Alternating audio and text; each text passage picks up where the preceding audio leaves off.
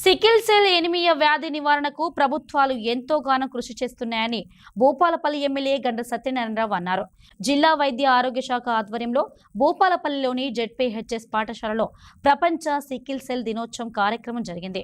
ఈ కార్యక్రమంలో ముఖ్య అతిథిగా Bhupalpally MLA Gandra Satyanarayana Rao, additional collector Vijayalakshmi, జిల్లా వైద్య ఆరోగ్య శాఖ అధికారి మధుసూదన్ ముఖ్య అతిథులుగా హాజరయ్యారు. ఈ సందర్భంగా వారు మాట్లాడారు.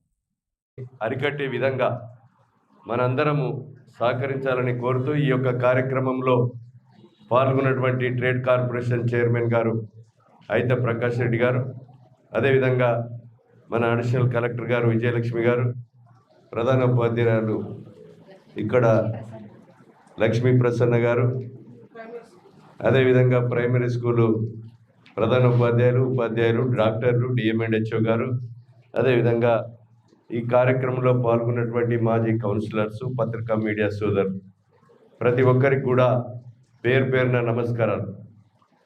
ఎందుకంటే ఈరోజు ఈ కార్యక్రమం ఈ విత్ ఇన్ ది డోర్లో ఒక 20 మంది పిల్లలను పెట్టడం కంటే మన హెడ్ మాస్టర్ గారు 300 మంది స్ట్రెంత్ ఉన్నదని చెప్పారు.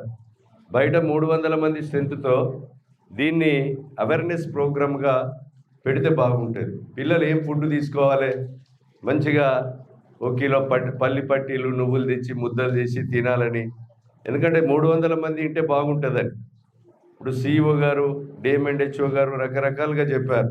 ఈ అవేర్నెస్ ప్రోగ్రామ్ని ఎక్కువ సంఖ్యలో పార్టిసిపేషన్ చేసే విధంగా మరి చూడాలని మీకు ఈ సందర్భంగా నేను తెలియజేస్తూ, ఈ సికిల్ సెల్ పరీక్షలో ప్రతి ఒక్కరు కూడా గ్రామీణ ప్రాంతాల్లో ఉన్నటువంటి చిన్నారులు ప్రతి ఒక్కరిని కూడా ఈ టెస్ట్లో ఇంకా ఎక్కువ సంఖ్యలో 23,000 గత సంవత్సరం చేశారు. ఇప్పుడు రెట్టింపు సంఖ్యలో ఎక్కువ టెస్టులు చేసి మరి పేషెంట్ని నిర్ధారించి తగు ట్రీట్మెంట్ను తీసుకునే విధంగా చర్యలు చేపట్టాలని మీకు ఈ సందర్భంగా నేను తెలియజేస్తూ, దానికి సంపూర్ణ సహకారం ప్రజాప్రతినిధులుగా మా అందరిది ఉంటుందని మీకు ఈ సందర్భంగా నేను తెలియజేస్తున్నాను.